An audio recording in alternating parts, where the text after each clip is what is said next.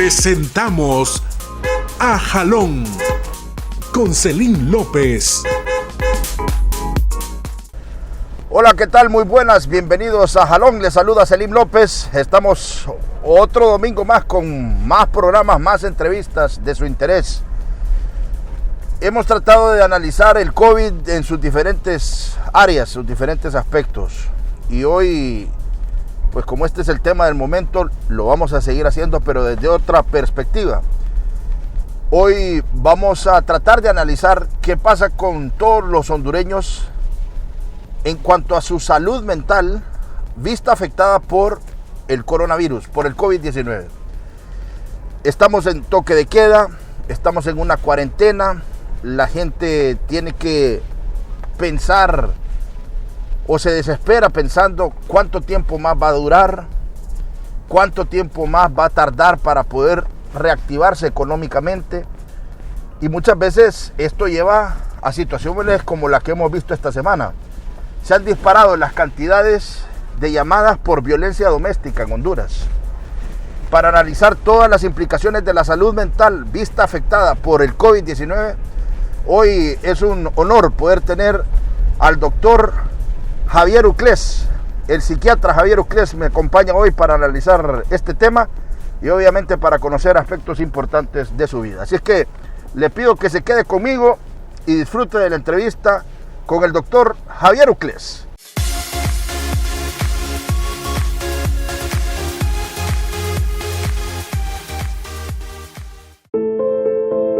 Ahora usamos máscaras, pero estas no ocultan nuestra determinación y coraje. No podemos darnos la mano, pero no por eso dejamos de darnos apoyo. Ahora debemos dejar de abrazarnos, pero esto no significa que no estamos unidos. Es increíble cómo algo tan pequeño como un virus puede sacar lo más grande de nuestro pueblo. Antes hemos vencido desastres y amenazas. Ahora volveremos a vencer.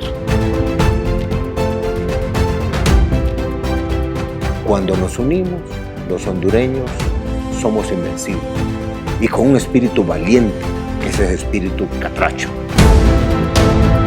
Vamos, Honduras. Vencer el coronavirus está en nuestras manos. Honduras, quédate en casa.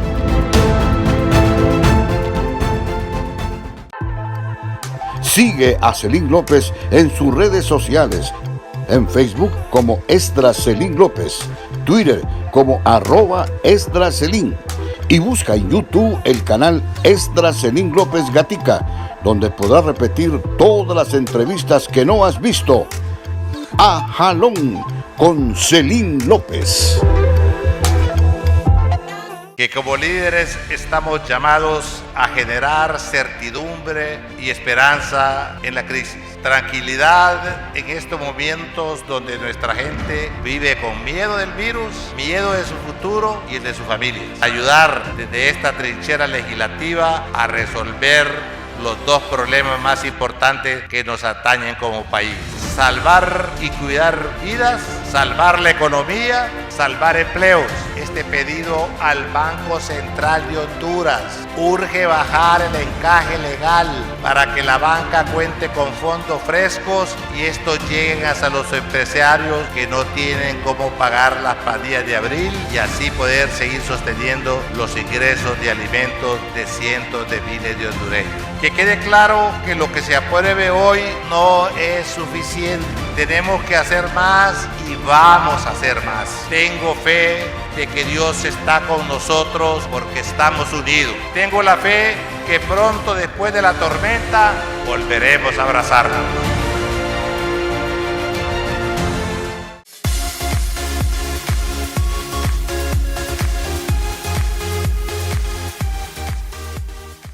Doctor Javier Uclés, muchas gracias por aceptar este jalón, esta invitación a este programa.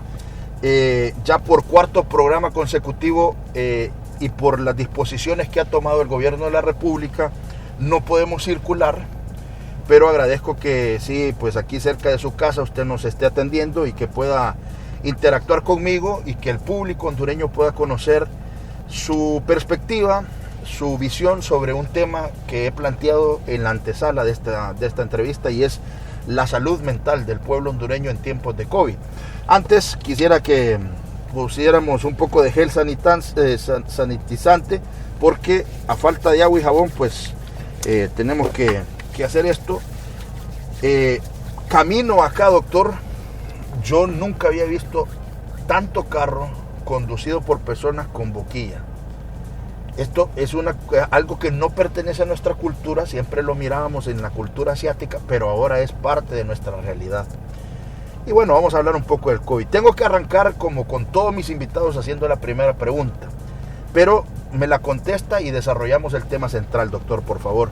¿Dónde tiene el ombligo enterrado el doctor Javier Uclés? Bueno, voy a contestarle primero saludándolo y felicitándolo, porque este estilo de periodismo que usted está haciendo, pues primera vez que lo veo en Honduras, primera vez que veo a un periodista haciéndolo esto. Sé que alguien lo ha hecho a nivel deportivo, pero ya a nivel de noticias en general es primera vez.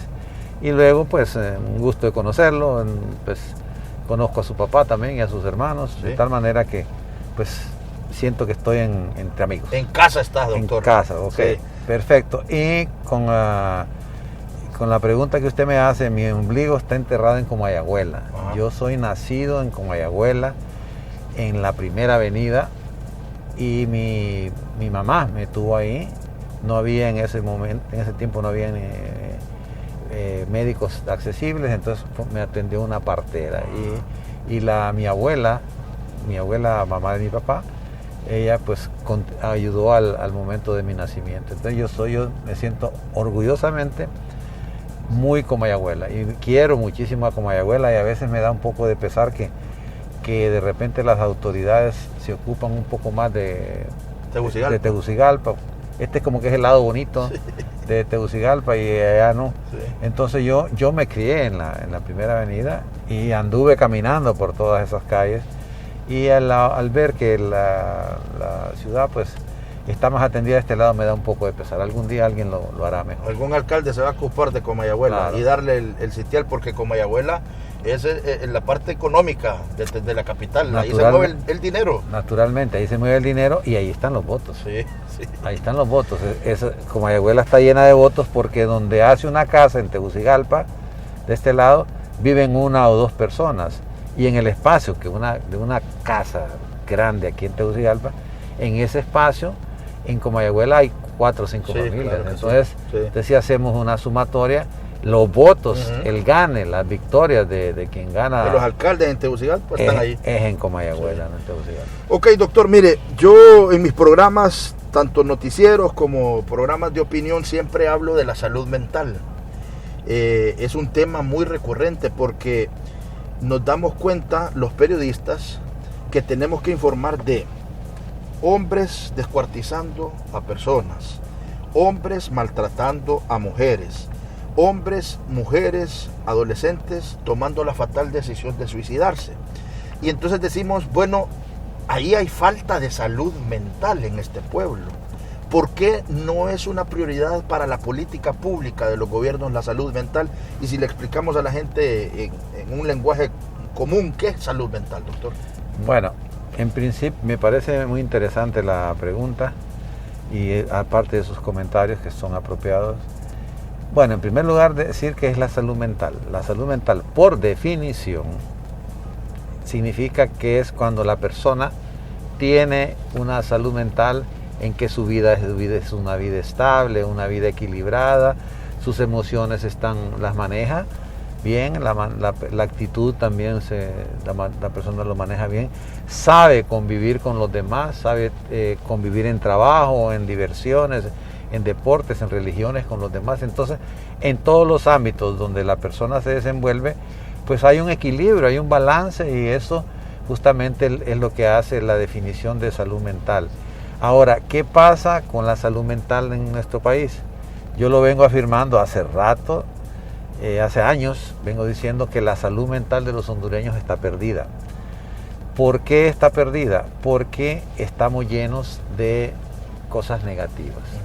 Entonces, ¿qué es? Usted me acaba de dar un resumen de lo que es lo negativo. la violencia, el tráfico de drogas, bueno, la violencia en las casas, violencia intrafamiliar, violencia en la calle, robos, asaltos, acoso sexual, abuso sexual con las mujeres. Es muy difícil ser mujer en Honduras. Claro. Muy difícil. Y ser niño también es difícil en Honduras. Sí. Entonces, aparte de eso, pues tenemos la pobreza, el desempleo, la miseria, el hambre, como cosa normal. Nosotros vivimos en condiciones de epidemia siempre. Sí. Aquí hay epidemia de ladrones, epidemia de corruptos, epidemia de narcotráfico, epidemia de descuartizamientos, como usted lo mencionaba, de epidemia del dengue, epidemia del cólera, epidemia del Zika, chikungunya, y ahora tenemos esta otra. Entonces, todo eso hace que afecte nuestra salud mental y pasamos tensos, pasamos estresados. Yo puedo confesarle de que yo he sido asaltado 3 veces. En esos 2 asaltos he corrido peligro yo de morir. De morir. Entonces, ¿qué sucede? La salud mental está dañada, y al estar dañada la salud mental hay más violencia, hay más enfermedad, hay más riesgo, hay más peligro, hay más depresión, hay más ansiedad, más riesgo que se llega, usted lo mencionaba al final, que se llega hasta el suicidio, en que el suicidio se está viendo con mucha frecuencia, cosa que es importante, debo decirla aquí en su medio. El suicidio para mí no es una noticia, no debería manejarse como una noticia, debería salir del espectro de noticias que ustedes tienen, en todo caso mencionar, pero a veces se menciona la edad, la foto, dónde fue, cómo fue. Y eso fomenta más bien, ¿verdad? Eso, correcto, eso fomenta, porque el suicidio no es, Celín, no es una solución, es una complicación. Okay. Entonces, como lo es ahora el pánico Sí. que estamos viviendo con COVID, no es una solución. Sí. El pánico es una complicación. La gente que estamos en etapa de prevención, pero la gente dice, hay que hacer bochinche, hay que hacer pleito, eso y el otro. Claro. Eso no es solución, eso más bien complica las cosas. Sí. De tal manera que en general, así como de introducción, sí decir que la salud mental ha venido bien dañada en todo sentido. ¿Por qué?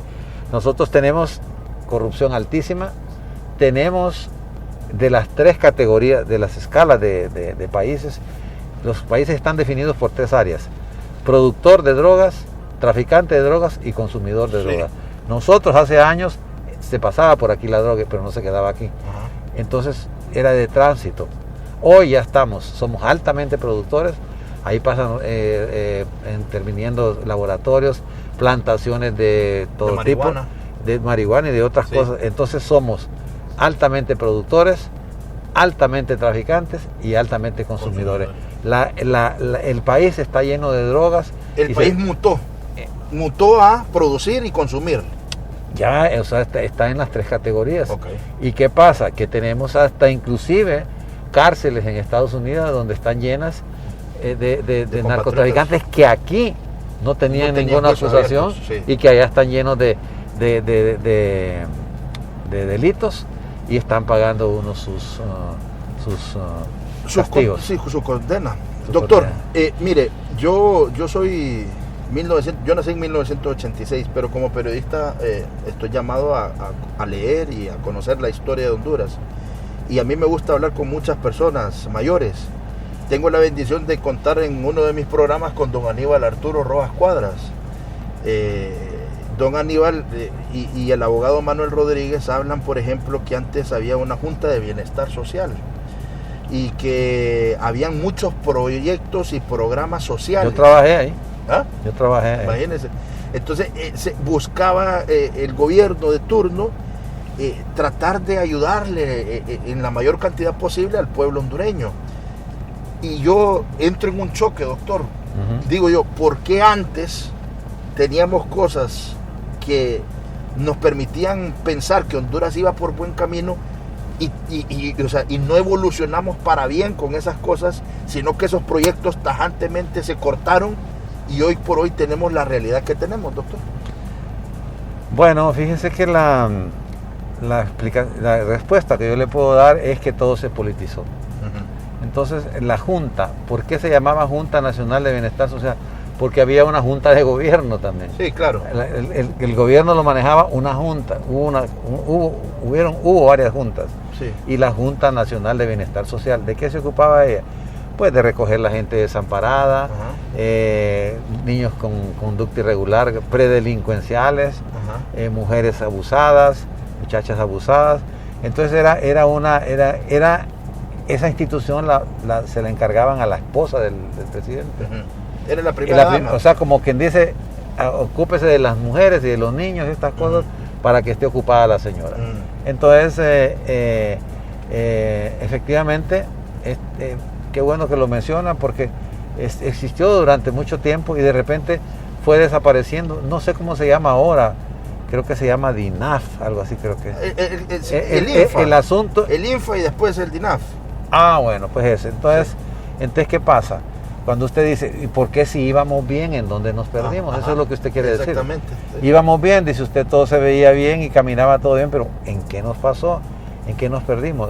Es la politización de las cosas y de los gobiernos, de los gobernantes y de los partidos políticos. Y hace eso hubo que ya todo se ha politizado. Y este es un llamado importante de atención para que esta situación que estamos viviendo ahorita se está politizando, y que no se politice más, sino que se reduzca en lugar de ir subiendo la politización. Ya vamos a entrar en la politización. en ese Pero en conclusión, yo creo que nosotros fuimos perdiendo cosas. Usted hablaba de la mascarilla que ahora andamos con ella. Sí. Sí, eso hay que hacerlo. ¿Por qué? Porque de esto depende nuestra vida. Claro. De esta mascarilla depende. Y el hecho de que estamos ante esta crisis y que tenemos como argumentos, que decir, bueno, quédese en su casa, ya sabemos lavado de manos, no tocar ojos, los nariz, protocolos para ingresar a la casa. casa. Todo eso para no entrar en detalle. ¿Sí? Pero en sí, todo eso lamentablemente se fue perdiendo. Y hoy estamos en un dilema importante, que el panorama de nosotros, estamos viendo lo que estamos perdiendo. Nosotros estamos perdiendo algo, estamos perdiendo la estabilidad, la tranquilidad que hemos tenido, el saludarse de abrazo, darse la mano, darse un beso, darse un abrazo. Muestras de afecto. Entonces, todas esas cosas, y luego, ¿qué va a pasar? Sí. ¿Qué va a pasar cuando ya nos digan que hay que salir a la calle, que se puede ir a la calle?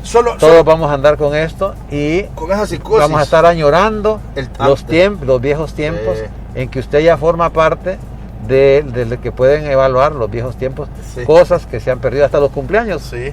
Hasta eso se va a dañar. Mire, doctor. Fiestas de cumpleaños. Claro, mire, quería hablar de una definición de salud mental, y quería hablar de lo que se hacía antes y que se dejó de hacer ahora, para llegar a la actualidad. Quería contextualizar, ¿verdad?, para llegar a la situación actual. Hoy tenemos una pandemia mundial. Inició en China, ya sabemos que se propagó a Europa y después a Estados Unidos y después Latinoamérica. El COVID-19 es altamente contagioso. El COVID-19 nos está cambiando las normas de vida, lo que comúnmente ya teníamos por sentado, ya no es así. Usted mencionaba abrazarse, darse la mano, besarse, poder mostrar ese afecto, ya no lo podemos hacer. El COVID llegó a Honduras, ya tenemos muertos, ya tenemos muchos contagiados, y esto ha llevado al gobierno a una cosa, que no es solo en Honduras, el mundo entero lo está haciendo: tiempo de cuarentena. Quédese en su casa. La mejor forma de evitar el contagio del coronavirus es quedándose en su casa. Y en efecto, doctor, si usted no tiene contacto y reduce la cantidad o las posibilidades de que alguien cercano a usted estuvo con otra persona, porque como es altamente contagioso, pues, y hay personas asintomáticas y usted no puede saber si tiene o no tiene, entonces quedándose en su casa es la forma como usted se puede proteger. Pero esto también, quedarse en su casa, tiene efectos secundarios o tiene efectos paralelos, y uno de ellos es que nos hemos sorprendido por la gran cantidad de llamadas a las autoridades por violencia doméstica. Esta semana que recién pasa, nos dimos cuenta, por ejemplo, de un futbolista y lo digo porque es una figura pública, y una figura que todo el mundo conoce, no voy a dar su nombre, pero ya sabe de quién se trata. Estando en su casa, en toque de queda, algo detonó que él viniera y agrediera a su esposa. ¿Qué está pasando y ante qué realidad estamos por esto de estar en toque de queda, doctor? Bueno, recordemos que cuando este virus se descubre en Wuhan, entonces ya se descubrió en los laboratorios, entonces a partir de ese momento sale la noticia. Y la noticia en ese momento que habían de descubrir, pero en ese momento ya la noticia estaba a nivel mundial. Claro. Corrió porque la noticia corre muy rápido y acompañando a esa noticia mala por un lado, entonces ¿qué sucede? Acompañando a esa noticia de catastrófica iba el miedo. Ajá. El miedo iba de la mano, el miedo anda de la mano Sí. de este virus. Sí. Entonces, ¿qué pasó? Que no había llegado a Honduras, ya estaban allá, pero ya se nos había advertido que eso iba a llegar acá. Entonces nosotros empezamos a entrar ya en ansiedad, ya nuestra salud mental, que estaba ya dañada, ya toda abollada, toda quebrada, toda lastimada, se suma otro ingrediente más que es el virus. Entonces la noticia con miedo corrió rápidamente y nos puso en alarma. Sí. Y fueron las siguientes etapas. Primero que ya venía y que estaba pasando en España y que estaba pasando no me gusta poner no me gustan los nombres de los países porque creo que hay que respetar a los países.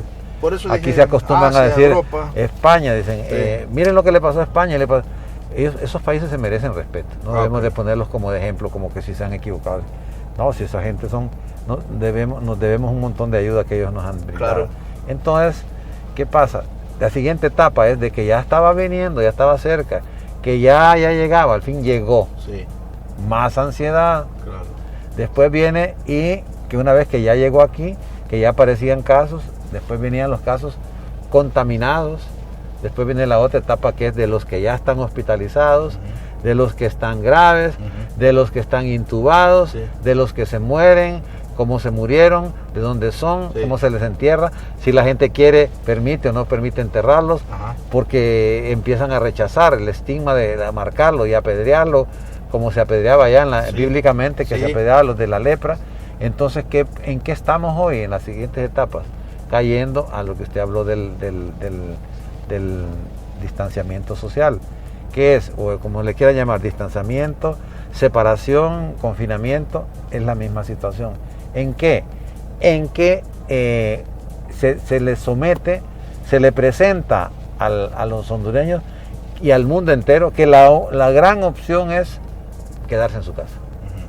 Como un rótulo así luminoso, inmenso, quédese en su casa.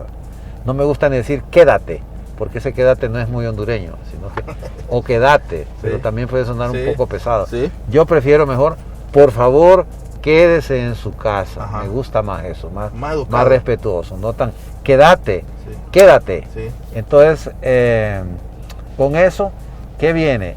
Que la única opción que nos queda es cumplir las reglas de higiene más estar en la casa. ¿Qué pasa con la casa? Quedan dos. Recordemos una cosa, que con todas estas reglas hay gente que la ha respetado en un 100%. Sí. O sea, pongamos niveles. Hay niveles donde la gente la respeta la cuarentena 100%. Otros que la respetan 50%. Solo un paréntesis, pero la respetan al 100% porque tienen agua, tienen comida, Claro. tienen para pagar la luz, tienen para pagar Correcto. todo. O sea, Correcto. eso depende también. Naturalmente, por eso y yo iba a explicar eso justamente. Pero entonces, ¿qué pasa? Alguien que la respeta 100%, alguien la respeta 50%, hay alguien que la respeta una tercera parte, Sí. y hay quienes no la respetan del todo. Sí. ¿Qué pasa? Hay quienes pueden tener las comodidades y no la respeten. Ah, sí, Y hay claro. quienes que no tienen nada y no la respetan también. Sí. Entonces, hay un montón de gente que sucedió en nuestro país y en el mundo entero, que se dijo, no, es que esta enfermedad solo da a viejos. Claro. Entonces el joven dijo, entonces a mí no me va a dar.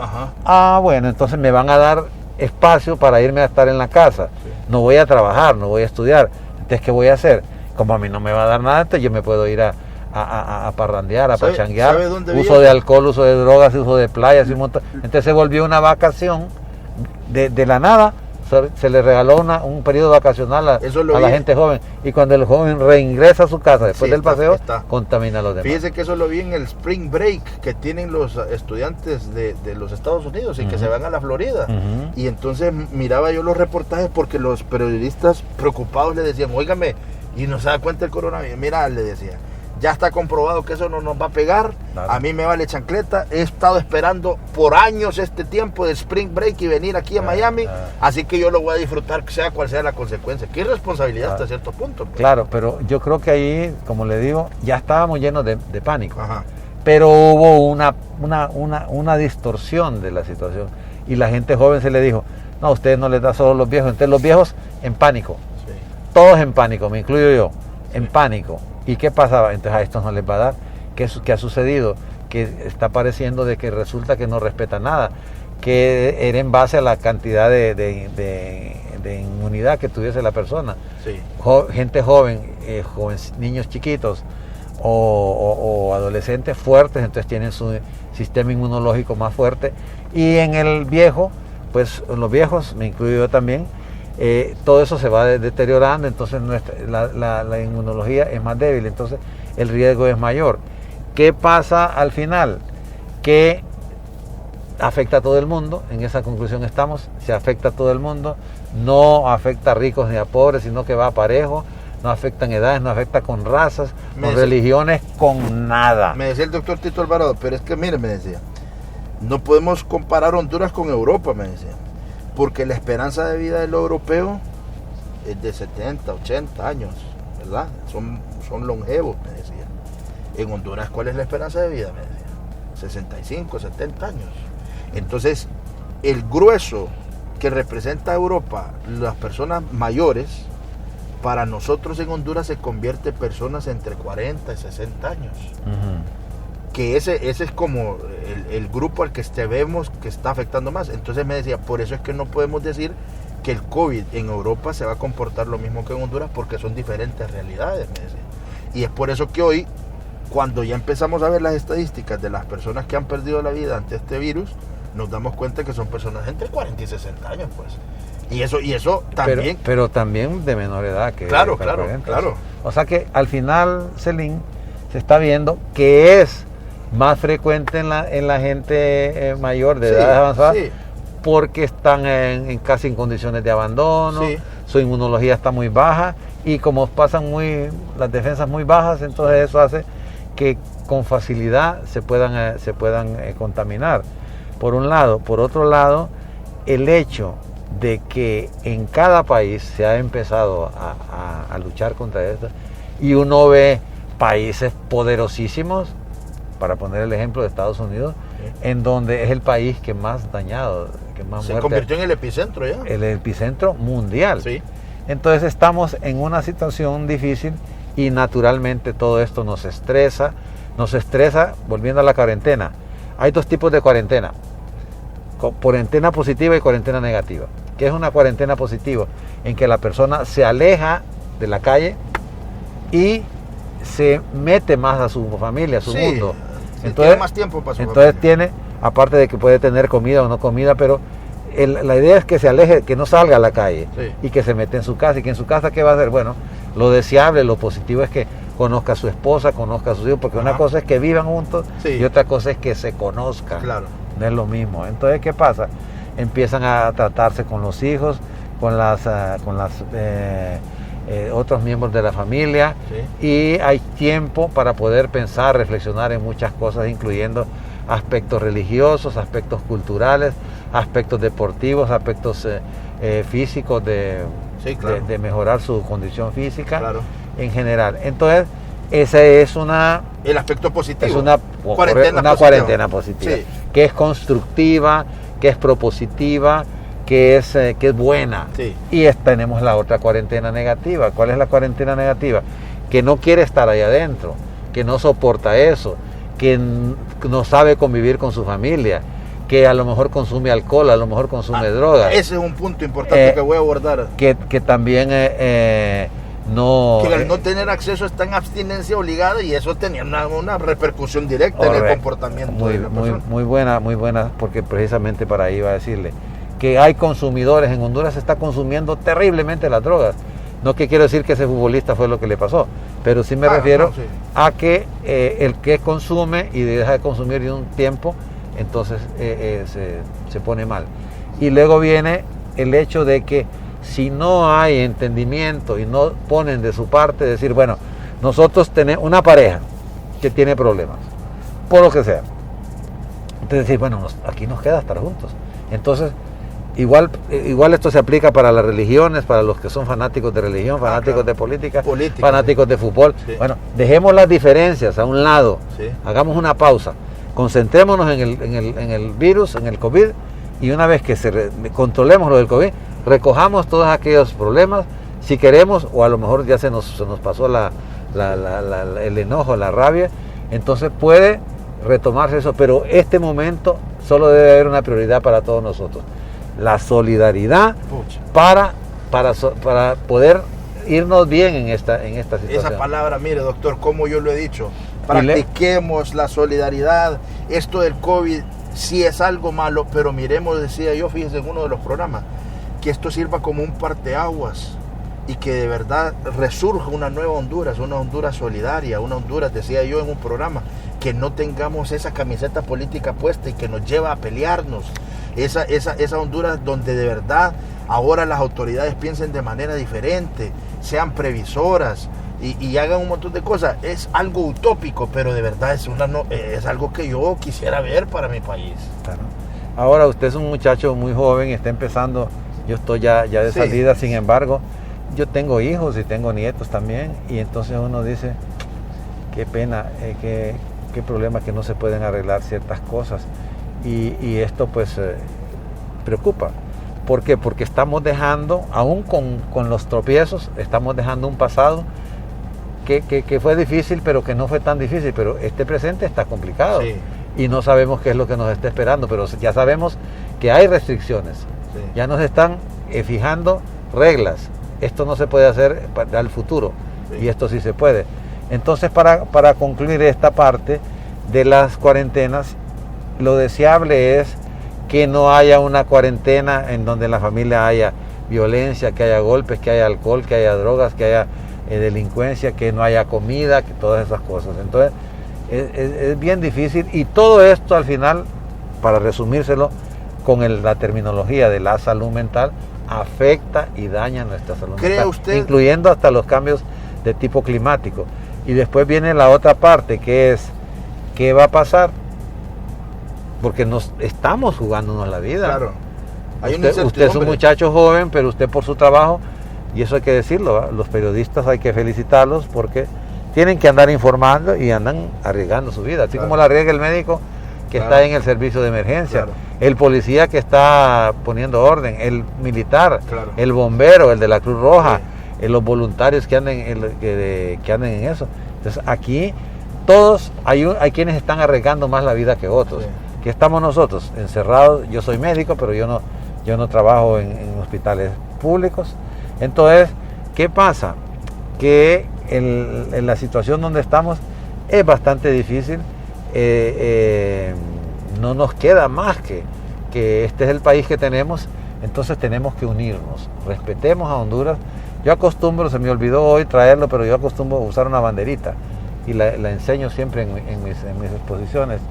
Una banderita en donde les digo, miren, hay diferencias políticas, religiosas, sociales, ricos, pobres, motaguas o limpios, un montón de cosas, pero esta Honduras, esta bandera, respetémosla, y esta bandera que nos lleve para eso. Y es muy importante la solidaridad. Cuando se repite tanto la solidaridad, porque es cierto. Fíjense que es cierto que el estar en la casa, sin salir de la casa, quedándose en su casa. ¿Por qué? Porque si la persona que esté estresada se está bajando sus propias defensas inmunológicas. Sí. El que esté estresado y está peleando en la casa, corre más riesgo. En cambio, si yo estoy en mi casa y estoy tranquilo y estoy sereno, eso me da una condición física diferente. Y luego, el Papa, ¿qué dice el Papa? Nadie sale solo. Claro. Nadie se salva solo. Nadie. todos necesitamos de los demás. Entonces ahí es donde se aplica el término de la solidaridad. A mí me decían, oíme vos, me decían, porque yo tengo en mis programas línea abierta, y me decían, ¿cómo pretendés que seamos solidarios si yo no tengo nada que comer? Entonces decía yo, es una buena pregunta, pero la solidaridad no es solo dar comida, doctor. La solidaridad es una llamada telefónica. ¿Cómo estás? ¿Estás bien? Estoy aquí para cualquier cosa. La solidaridad es ver tal vez en una comunidad, porque aquí tenemos barrios seguros. Imagínense la psicosis que se inventaron barrios seguros. Entonces en un barrio seguro me imagino que todo el mundo se conoce y todo. Necesitas que te ayude con algo. Eso es solidaridad también, ¿o no? Claro. Y primero, Celín, la primera solidaridad es entre la familia, los que están en la casa. Que solo hay un cuarto, pues ahí se aplica la solidaridad. Sí. Y que es grande, que es pequeña o mediana la casa, como sea, y si es en el campo, la ciudad, la solidaridad. ¿Verdad? Y aquí hay mucha gente que no sabe ni quién vive al lado de ellos, ni lo conocen, y a veces hasta son enemigos. Igual pasa en los pueblos. Entonces llegó la hora de que practiquemos la solidaridad. Y la Biblia lo dice, y lo dicen todos, en todos lados se está diciendo. Los expertos de la OMS, lo están diciendo. Quédense en su casa. Solidaridad, por favor, solidaridad de país a país, de país con su gente. Solidaridad en todo sentido. Es cierto y funciona y es necesaria la solidaridad. Ok, pero como mira la situación y como por años ha analizado al pueblo hondureño, ¿cree que los números y las llamadas de violencia doméstica se van a disparar?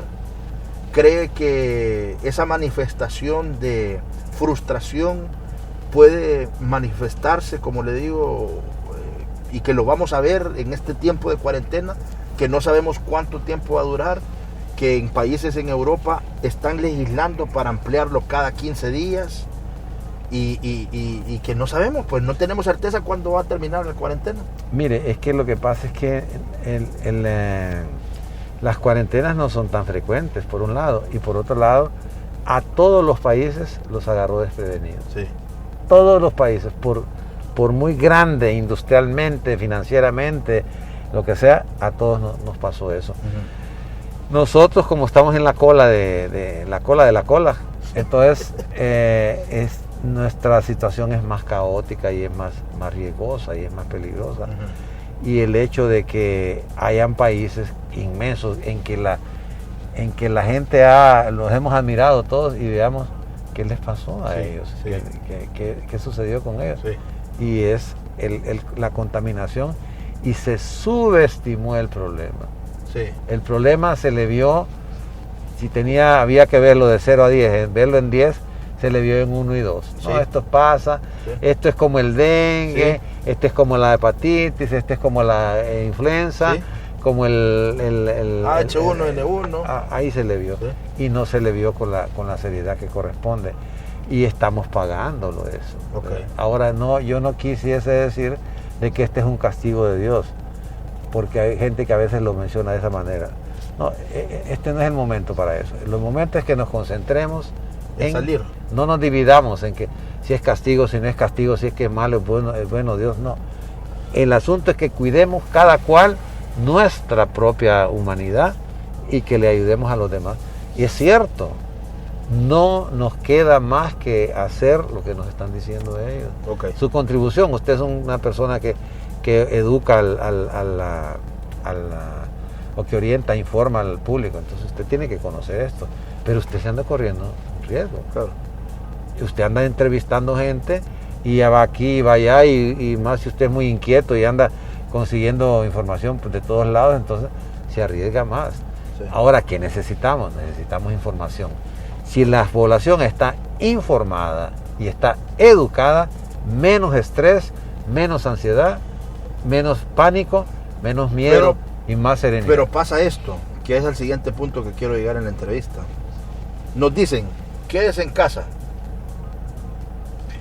El gobierno le va a llevar una bolsa con comida. Quédese en casa. Y de repente vemos también que empresarios dicen, vamos a despedir a gente. y estamos viendo que han politizado la entrega de esas bolsas, que hay denuncias a nivel nacional que esta bolsa no está llegando más que a un color político. Eso no fomenta la inestabilidad mental, eso no fomenta la desesperación, eso no fomenta la incertidumbre, porque si yo era empleado y me dicen, lo vamos a suspender, me pongo a pensar, ¿cómo voy a pagar? ¿Cómo le voy a dar comida?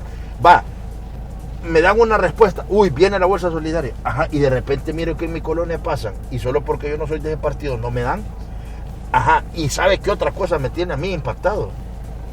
Que aún con toque de queda, doctor, y que aún con toda esta situación, ellos no tienen culpa porque son empleados, pero vemos a esos de la EH en un uniforme midiendo la energía. O sea, ¿cómo vamos a pagar, doctor, si no estamos trabajando, no estamos produciendo? Por Dios santo. ¿Está bien? No, estoy totalmente, no tengo más comentarios que lo que usted lo ha narrado de manera completa, y nada más acepto lo que usted está diciendo y lo lamento.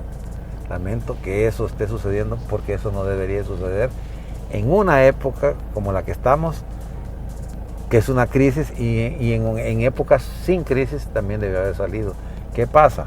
Que todo eso produce mucho más daño y hace que las personas estén más estresadas y estén más llenas de rabia, de cólera, de resentimiento, de furia, de que insulten al partido que esté en el gobierno, insulten al presidente, insulten a los funcionarios y se irrespete todo el mundo, porque hemos perdido, como estábamos diciendo hace poco, la solidaridad, y al perder la solidaridad nos hemos perdido el respeto. El respeto es algo esencial, es básico. En la Biblia, si usted lee los 10 mandamientos, yo le puedo leer los 10 mandamientos, no me los sé, pero los ando apuntados. Si uno los ve en términos, con óptica de respeto, todos tienen que ver con el respeto. Sí, a los padres, respeto a los padres, no robar, no matar, no hacer eso, sí. Todos el denominador de los 10 mandamientos es el respeto. El denominador común es el respeto. Si uno dice, vincúleme todos estos mandamientos con algo, con el respeto, sí. con el respeto, y todo tiene que ver con respeto. Y le digo, yo lo acostumbro esto sobre todo en conferencias abiertas, y hacer como un ejercicio, le pregunto al público, ¿este mandamiento tiene que ver o no con el respeto? Sí. Los 10, y usted hágalo como una gimnasia suya, claro. O recomiende, hágalo usted y pregúntele al público. Sí. Dígale, mire, aquí están, yo tengo aquí los mandamientos y quiero hacerlos para que lo vean en términos de respeto. Sí. Yo eso lo hago, comúnmente le autorizo para que le regalo ese tip. Me regale ese tip. Sí. Y usted hágalo usted de manera propia. Sí. Porque aquí no lo podemos hacer ahorita porque no hay tiempo, pero sí, los 10 mandamientos, el denominador común es el respeto. Ok, doctor, pero mire, yo le decía ese escenario porque es individual, porque al final me afecta, pero como Pero lo del respeto está aplicado cuando los políticos que andan repartiendo a una gente y a otra no, eso significa que ni respetan a los adversarios, ni se respetan ellos mismos, porque se vuelven más corruptos y ya no les importa nada. Y hablando del irrespeto mayor, porque eso para mí, porque le decía ese fenómeno en una casa individual, pero doctor, mire, como país, doctor, no es posible que en medio del coronavirus estemos hablando de sobrevaloración, doctor. Claro. De compras de televisores, de percoladoras, doctor. Ok, eso daña nuestra salud mental, nos da rabia, nos da cólera, nos deprime y nos pone furiosos y con odio inclusive. Por eso nos afecta la salud mental. Mire, lo de los hospitales inflables, lo de tantas cosas, doctor, y que vemos que dicen que, bueno, yo escuché un empresario decir que estas mascarillas, póngale, cuestan como 4 lempiras y las están dando a 50, y las otras que cuestan 40 las están dando a 190, doctor. Claro. ¿Por qué? Yo me preguntaba recientemente, ¿de qué material estamos hechos los hondureños, doctor? O sea, ¿por qué tenemos que ser como la cabra que solo para el monte tiramos y solo para lo malo? Celín, hemos perdido el respeto a todos. Nadie nos respeta ni nosotros nos respetamos.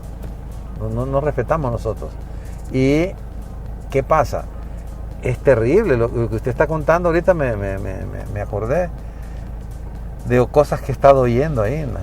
Y están gente que está robando ahorita, robando, pero no comida, están robando dinero del Estado, que se lo regalaron a Honduras, y que dicen, pues sí, que de por sí esto es regalado, podemos hacer, y no, es terrible realmente. ¿Y qué pasa? Qué terrible estar en un país donde no hay confianza, no hay líderes. El presidente no es un líder, el presidente es el que... Y la oposición no ayuda tampoco. Pero no tiene liderazgo, no es respetado, sus funcionarios tampoco. ¿Y qué pasa? Al no haber respeto y no haber buen concepto y estar engañando, mintiendo, robando, eso naturalmente que ese es un flagelo que nos hará mucho más daño y nos está haciendo más daño que el mismo COVID. Sí. Mire, a mí no me gusta cerrar mis entrevistas con ¿Estamos ya terminando? No, solo le quiero decir, a mí no me gusta cerrar mis entrevistas con un sentimiento negativo. Yo trato siempre de cerrar con algo positivo, porque creo que mis programas tienen que llevar un mensaje a la población y deben de dar un aliento de esperanza. ¿Cómo usted en este momento, conociendo nuestra realidad, conociendo las limitantes que tiene el pueblo hondureño, conociendo que tenemos todavía esa incertidumbre de cuánto tiempo más va a pasar, le puede enviar un mensaje para que hoy el hondureño que lo está viendo, doctor, se sienta un poco mejor? ¿Y qué le diría? Muy bien. Bueno, en primer lugar, decir de que hoy todo el mundo está con este problema. Entonces no estemos esperando que vengan brigadas de dinero, brigadas de financieros, brigadas de comida, No, aquí tenemos que nosotros resolverlo todo esto. Nuestra comida producirla, nuestra comida transportarla, venderla, regalarla, lo que sea. Tenemos que hacerlo eso. Y nosotros somos los que nos vamos a salvar. Nosotros no vamos a tener ayuda de que van a venir un montón me llama la atención que dicen que van a venir una brigada de Cuba. Si Cuba está en una situación terrible, no sé de dónde, qué pasa. Estoy extrañado de eso, porque Cuba es un país con una pobreza terrible y que está va una brigada a Italia. Cuba ayudándole a Italia. Cuba, eso me parece irracional. Bueno, entonces, ¿qué pasa con Honduras? Honduras somos nosotros los que tenemos que hacerlo, pero no nos entristezcamos, no nos deprimamos, no nos pongamos enojados, agresivos, violentos, malcriados, sino que tomémoslo con serenidad, tomémoslo con calma. Hay que creer lo que nos dicen, quedémonos en casa 1000 veces, tengamos fe. Y los que estamos haciendo las cosas bien, hagámosla bien. Y los que nos estamos haciendo término medio, hagámosla bien. Y los que no creemos en esto, entremos a esa parte. Esto es lo único que nos va a salvar. La fe en Dios, lo que nosotros pongamos de nuestra parte y seguir las recomendaciones. Los enojos que hayan en cierto momento por ciertas áreas, a un lado todo eso, que eso sea para después. Sí, quiero preguntarle, porque en algún punto me criticaron el hecho de que sobrevolaron Honduras con la Virgen y con el Santísimo, y que después vimos a pastores evangélicos haciendo lo mismo. Y yo digo, hombre, y es que se les olvida que Honduras es un país altamente religioso. Aquí es política, religión y fútbol.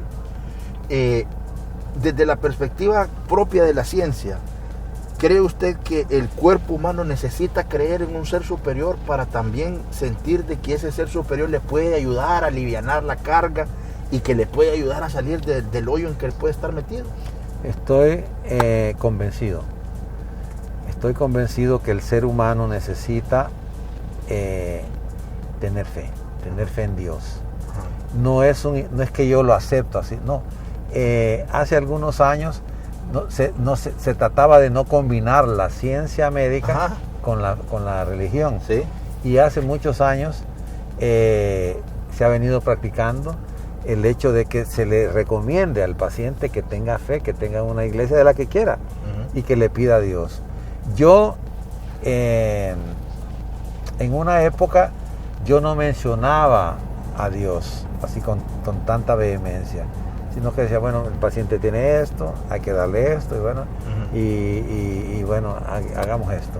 Pero yo hace algunos años, hace unos poco más de 20 y pico de años, yo me convencí a mí mismo de que es cierto, la gente que tiene fe en Dios, que practica una religión, como se llama la religión, son gente que tienen más estabilidad emocional, tienen mejor salud mental, y tienen salud mental, son más estables, más equilibrados, tienen menos riesgo de ser drogadictos, de ser alcohólicos, de ser bravos, violentos, y tienen inclusive paz.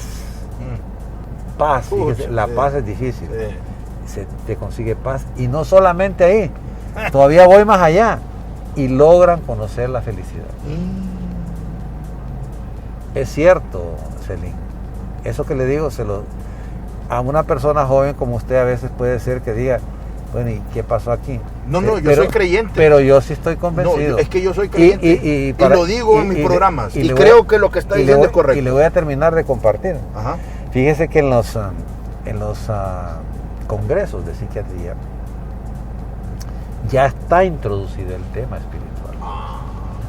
Es un ingrediente más. O sea, yo me convencí solo y de repente yo empecé a practicarlo. Y resulta que me encontré con otros amigos en congresos que también. Entonces me empezaban a decir, yo estaba haciendo esto. Y entonces ahora no solamente que se comentaba así de pasillo, sino que ya formalmente, sino que ya entran temas oficiales.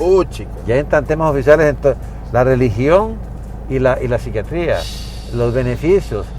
No hay religión que haga daño. No. Lo que pueden hacer daño en un momento dado serán los pastores o los sacerdotes, pero no hay religión que haga daño.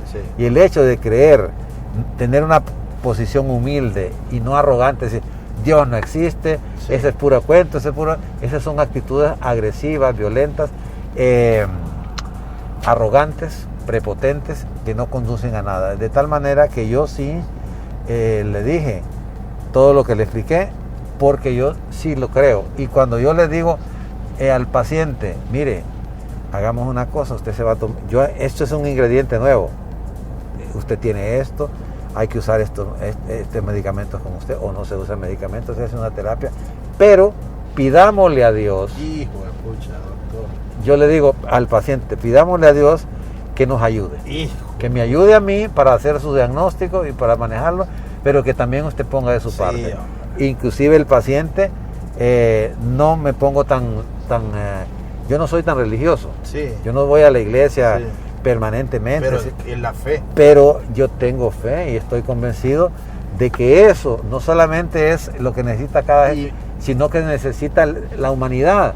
Y esto que está pasando, a quienes lo quieren ver a veces desde el punto de vista religioso, yo no lo veo tanto así. Pero sí. Pero puede ser una mezcla. Pero que forma parte de esto. Que o sea, Dios no es el problema, Dios es la solución.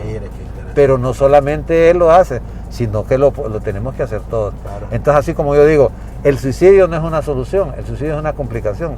El pánico en esta situación de crisis, el pánico no es una solución, es una complicación. Y Dios no es una complicación. Es la solución. Es la solución. Ahora, ¿qué pasa? Que no solamente es eso, sino que ¿de qué sirve que la religión esté ahí si alguien no cree? Entonces, el asunto es que uno le llega a cada cual, nos llega el momento en que estamos listos. Puede ser que a los 10 años, 20 años, 30, 40 años, sino que llega un momento, se le enciende el fuego y dice, hoy sí estoy listo para acercarme a Dios. Pero la Biblia dice que Jesucristo y Dios es un caballero, Él toca la puerta y si usted quiere dejarlo entrar, pues lo deja entrar y ahí está con Él. Y esa tal vez es la traducción, es el momento. Hay gente que como usted bien dice, tiene un encuentro cercano con Jesucristo de temprana edad y otros avanzada edad. Fíjese, pero al final, le voy a agregar algo más. Fíjese que yo, pues, platicando con amigos médicos, me he enterado de que ahora acostumbran muchísimo los médicos, cuando van a operar sobre todo, algunos, acostumbran a hacer una oración. Ya está el paciente acostado y ya está dormido. Por ejemplo, no voy a mencionar nombres, pero mejor ahí lo dejamos. Entonces, para no excluir. Entonces, ¿qué pasa? ya está listo el paciente, está anestesiado, está dormido, se le va a hacer el procedimiento. Entonces, bueno, el médico dice, bueno, un momento, pidamos para esto, para que Dios nos ayude en esto, que el otro, antes de hacer el procedimiento. Sí. Entonces, lo hacen. Y mire, no es fácil tener fe. No es fácil tener fe. Yo respeto y admiro a la gente que tiene fe, porque sé que son gente que tienen mejor salud mental, mejor estabilidad, y son más tranquilos, tienen más paz y logran conocer la felicidad. Hoy sí estamos llegando al final, doctor, y mire, yo tengo como por objetivo que en estas entrevistas conozcamos un poco de las personas. Y se nos fue el tiempo hablando sobre la salud mental y la salud mental en tiempos de COVID, pero me contó un pajarito por ahí que usted era futbolista. ¿Es cierto? Sí, es que mire, yo procedo de una familia futbolera. Mi familia, mis tíos, mi papá fue director secretario del Olimpia 30 años. Sí, hijo de pucha. Secretario general del Club Olimpia, pero yo no me hice Olimpia. Y unos hermanos de él eran motaguas, eran 4 motaguas que había ahí. Entonces yo tampoco no agarré para ni lado del Motagua ni para el Olimpia. Pero de esos tíos armaron un equipo que se llamaba Atlético Español. Usted está muy chiquitín y no puede saber eso, sino que tendría que tener más edad para saberlo. Entonces yo jugué en primera división en el Estadio Nacional, jugaba de defensa central. En el Atlético Español yo jugaba contra el Olimpia, antes de ponerme ¿Qué a año, estudiar. doctor? Eso fue hace muchos años. Y yo lo hice un tiempo eso, después ya lo dejé porque me puse a estudiar medicina y se acabó el fútbol. Pero dicen que usted o pasaba la pelota al jugador, pero que ninguno de los dos pasaba al mismo tiempo. Pues tenía que usar todas lo que fuese necesario para poder resolver el problema. Me encantaba, me encanta el fútbol y siempre me ha encantado. Naturalmente que solo lo veo, no tengo en estos... ¿Una preferencia? No tengo ninguna preferencia, sino que me quedé siéndole fiel al Atlético Español que se llamaba Gliden y otro que le decían Verdún. Okay. Y de ahí pues ya me gradué de médico, a trabajar en la medicina, casamiento y todo. ¿Su esposa cómo está, doña Selma? Que es una figura dentro del liberalismo. Hasta cierto punto fue criticada por sus posturas dentro de la crisis del 2019, pero yo admiro a las personas que dicen... ¿Del 2019? Del 2009, que por aquí me voy, dice, y aquí esta es mi decisión, sea cual sean las consecuencias, pero digo yo, es de admirar, y cómo ustedes siempre han estado juntos, es una pareja que todo el mundo sabe que está junta. Sí. ¿Cómo está? No, está muy bien, ella está muy bien de salud, guardándola.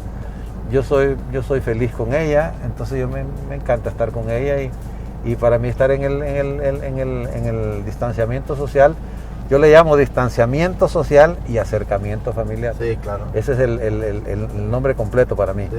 Yo lo he bautizado así. Sí.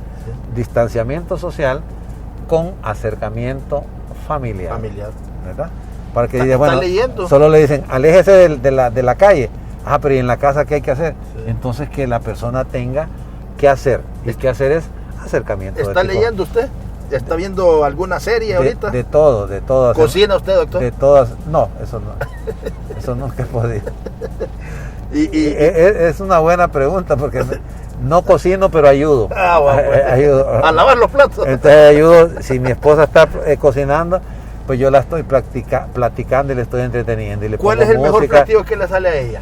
Que usted dice, mi amor, este es el platillo. Pues mire, no tengo ninguna preferencia en total porque yo soy todoterreno. Como todo lo que me pone. Y ella me lo hace con mucho cariño, entonces me los como. Y sabe más rico cuando es con amor. Y es cierto, tenemos 40 y pico de años de casados. Yo soy feliz con ella. Nuestra familia, tenemos 3 hijas. Lindas, amorosas con nosotros, tenemos nietos y pues yo creo que nosotros nos vemos felices. ¿Y qué pasa? ¿Por qué estoy tan seriamente metido en esta cuarentena? Porque yo no quiero enfermarme, ni quiero que se enferme mi esposa, ni quiero que se enferme ninguna de nuestras hijas o de nuestros hijos. Y yo quisiera que nadie se enfermara de Honduras, lamentablemente eso se está dando, pero que recordemos que este virus, pues nadie sabe qué es lo que va a pasar. Esa pregunta que usted dice, ¿qué va a pasar? Solo el virus sabe qué va a pasar con él. Pero Su mensaje final, doctor, por favor. Bueno, el mensaje de unidad, de paciencia, de respeto. Por favor, piensen en el respeto. Por favor, piensen en la fe. Fe en Honduras, fe en los hondureños, fe en nosotros y fe en Dios. La salud mental está bastante dañada, pero que la mejoremos, que nos serenemos. Y luego vendrán mejores momentos, pero no nos entristezcamos por lo que ya no vamos a tener, sino que pongámonos positivos de lo que puede venir. Y que esta sea una cuarentena positiva para nosotros mismos, de manera personal, de manera familiar y de manera a nivel de la ciudad. Yo me siento muy orgulloso de ser hondureño, y que los demás nos sintiésemos también orgullosos y hagamos algo por los demás. La solidaridad es cierto, funciona, el respeto funciona, la fe funciona, la esperanza funciona y la unidad. Gracias, doctor. Muchas gracias por su tiempo. Que esta sea la primera, pero no la última vez que conversamos. Me ha agradado mucho poder hablar con usted y bueno, agradecerle. Y a usted, muchas gracias por haber estado con nosotros. Los esperamos el próximo domingo. ¡Feliz día! Hemos presentado A Jalón con Celín López.